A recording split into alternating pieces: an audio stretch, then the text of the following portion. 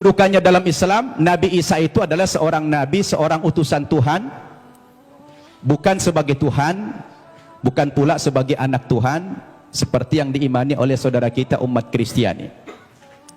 Berdasarkan dalil yang begitu banyak, baik dengan pendekatan Al-Quran maupun pendekatan Alkitab. Saya ulangi, umat Islam wajib beriman kepada Yesus. Tidak sah iman umat Islam kalau tidak percaya kepada Yesus sebagai seorang rasul, sebagai seorang nabi. Bayangkan itu Pak Tambunan, Pak Tampu Bolon, batal imannya orang Islam kalau mengingkari salah satu seorang nabi itu. Makanya dalam sharing saya dengan umat kita Nasrani, saya selalu katakan begini, kalaulah seandainya agama Kristen itu yang benar, dengan tokohnya adalah Yesus, kemudian umat Kristen masuk ke dalam sorga, insya Allah umat Islam juga akan ikut masuk ke dalam sorga. Kenapa? Karena kita beriman kepada Yesus. Tetapi kalau Islamlah yang benar, dengan tokoh kita Nabi Muhammad yang juga mengimani nabi-nabi yang terdahulu, kemudian saudara kita umat Kristiani tidak beriman kepada kerasulan Muhammad, mohon maaf, terpaksalah saudara kita masuk neraka kalau akan masuk surga. Ini untungnya menjadi umat Islam. Kenapa? Karena apa yang mereka imani kita imani juga, tetapi apa yang kita imani mereka tidak imani. Itulah perbedaan yang mendasar antara kita dengan umat Kristiani. Hanya persepsi tentang Nabi Isa, dia Tuhan atau Nabi. Berdasarkan ayat-ayat Alkitab yang sudah dipaparkan begitu banyak oleh Ustadz Insan Mokoginta tadi, ternyata ratusan ayat yang kontradiksi. Ada yang mengatakan Nabi Isa itu Tuhan, ada yang mengatakan dia Nabi. Oleh karena itu, saya ingin mengajak antum semua untuk merenung. Ketika kita berbicara Yesus itu Nabi atau Tuhan, apa yang menjadi parameter kita? Siapa yang paling punya otoritas membicarakan tokoh ini, Tuhan atau Nabi? Menurut hemat saya, yang paling punya otoritas bukan pribadi-pribadi, bukan manusia, bukan pendeta, bukan ustadz, tetapi yang paling punya otoritas membicarakan tokoh ini mestinya adalah sumber agama itu sendiri, yaitu Alkitab atau Al-Quran. Betul tidak? Harus sumber agamanya itu yang menjadi tolok ukur. Sekarang kita pertanyakan, dari dua kitab suci ini, Al-Quran maupun Alkitab, yang mana yang memenuhi kriteria sebagai sebuah kitab suci? Nah, ini perlu kita uji. Ini perlu kita uji. Kita capek bicara ngalur ngidul, mengangkat dalil-dalil. Kalau dalil itu tidak representatif, tidak rasional, saya pikir juga percuma. Sekarang kita harus bicara dari dua kitab suci ini. Kenapa dikatakan dia kitab suci? Coba Bapak Ibu saya tanya, ada buku? Coba ada buku? Coba buku. Ya itu aja, taruh, minjam dulu ya. Bapak Ibu saya tanya, ini kata lainnya apa? Kitab suci. Oke. Ini apa namanya? Buku. Buku kan? Bapak Ibu saya tanya, ini sama ini bahan bakunya sama tidak? Sama-sama apa? Sama-sama kertas. Kenapa dalam penamaan jadi beda? Yang ini dikatakan kitab suci, yang ini dikatakan buku. Kenapa jadi beda namanya? Padahal bahan bakunya sama-sama kertas. Yang membedakan apanya? Ternyata yang membedakan kontennya, isinya. Dia dikatakan kitab suci karena memuat firman-firman Tuhan Zat yang Maha Suci. Kenapa dikatakan ini buku? Karena dia adalah buatan manusia, dan manusia tidak ada yang suci. Betul tidak? Sekarang mari kita uji. Kalau kita sepakat, apa yang membedakan buku dengan kitab suci? adalah terletak pada kontennya.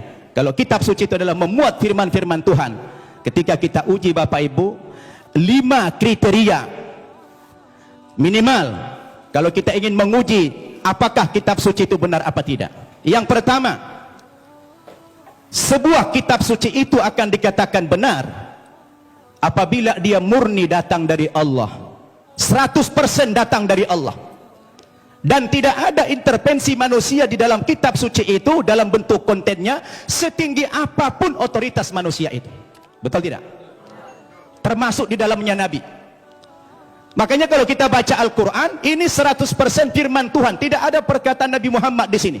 Perkataan Nabi Muhammad dimuat dalam hadis namanya. Tidak ada satu ayat pun di sini sumbangan Nabi Muhammad dalam bentuk isi. Ini adalah wahyu Tuhan 100%. Akan berbeda kalau kita baca ini Alkitab, di sini sudah tercampur, di sini ada perkataan Tuhan, di sini ada perkataan Nabi, di sini ada perkataan Rasul Paulus, di sini ada perkataan murid-muridnya, tercampur. Lalu di mana letak kesuciannya yang dikatakan kriteria kitab suci itulah murni datang dari Tuhan? Itu satu. Yang kedua, kriteria kitab suci itu dikatakan benar apa tidak?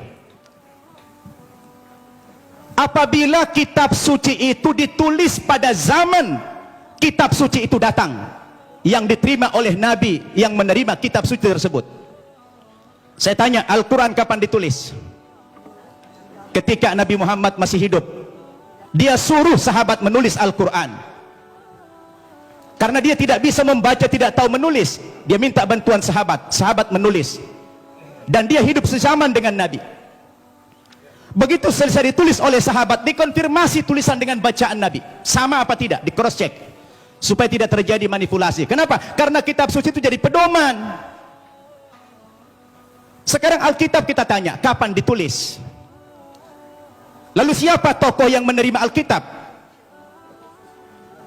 Alkitab ditulis bukan pada zaman Nabi Isa masih hidup, tapi sudah sekian puluh tahun, bahkan sekian ratus tahun Yesus sudah tidak ada di dunia ini, baru ada pembukuan Alkitab. Terus bagaimana seorang penulis akan mengkonfirmasi kepada yang menerima wahyu itu?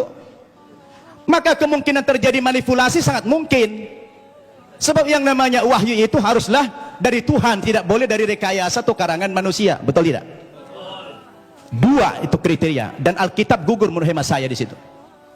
Yang ketiga, kriteria kebenaran sebuah kitab suci itu adalah seorang penulis wahyu secara moral haruslah orang yang jujur, terpercaya, bukan pendusta. Penulis Al-Quran adalah orang yang jujur. Sekarang penulis Alkitab, bagaimana Alkitab disandarkan kepada Yesus, disandarkan kepada Musa, disandarkan kepada Nabi yang lain, sementara sang penulis tidak pernah jumpa dengan yang menerima wahyu itu? Bagaimana ini? Maka gugurlah kesucian kitab tersebut. Kemudian yang keempat, kriteria kebenaran kitab suci itu adalah apabila isi kitab suci itu tidak kontradiksi, satu isi dia. Kalau sudah bertentangan satu ayat dengan ayat yang lain, lalu yang mana yang mau dipegang? Masa Tuhan menurunkan tuntunan pedoman hidup bagi manusia, tapi manusianya malah bingung? Yang ini mengatakan Yesus Tuhan, yang ini mengatakan Nabi. Loh, yang mana mau diikutin? Ternyata kalau kita baca Alkitab sendiri, tidak pernah kata-kata dari Yesus yang muncul pengakuan bahwa dia adalah Tuhan. Kalau kita baca dalam Injil Markus pasal 12 ayat 28 dan 29, ternyata Yesus sendiri mengatakan Tuhan itu adalah Allah yang Esa. Itu ada dalam Alkitab yang sudah dibaca oleh Pak Insan tadi. Lalu siapa yang mengatakan Yesus Tuhan? Itu Paulus ternyata. Yang mengatakan dia Tuhan itu Paulus, bukan Yesus. Semestinya Yesuslah yang lebih berhak mengatakan kalau dia Tuhan. Rupanya kita baca dalam Alkitab, saya tidak tahu Pak Tampu Bolon sudah baca belum itu.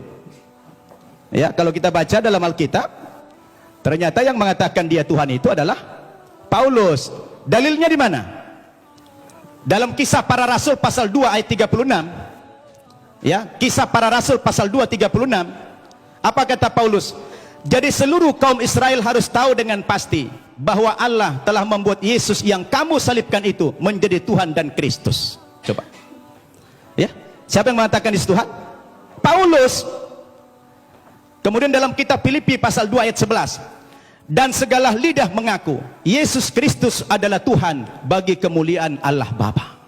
Nah, dia yang mengatakan itu Paulus. Sekarang timbul pertanyaan, Paulus itu siapa? Paulus itu bukan muridnya Yesus, bukan sahabatnya Yesus, bukan pengikut Yesus, tapi Paulus itu adalah musuhnya Yesus. Nah, ini dia. Dan saya baca dalam Alkitab, ternyata aktor pendiri agama Kristen itu memang bukan Yesus. Yesus tidak pernah membawa agama Kristen. Yang mengatakan kata-kata Kristen itu adalah Paulus dalam Kisah Para Rasul pasal 11 ayat 25. Ketika dia mengajar di Antioquia lah pertama kali murid-murid itu dipanggil sebagai Kristen. Kristen artinya pengikut Kristus. Kristus artinya adalah juru selamat atau Al-Masih dalam Islam. Jadi Bapak Ibu yang saya muliakan, ini yang perlu kita jadikan sebagai alat ukur apakah Yesus Tuhan atau tidak. Kalau sudah kembali kepada Alkitab, saya pikir jelas semuanya. Maka kembali kepada kriteria yang tadi. Apa kriteria kebenaran sebuah kitab suci itu? Terakhir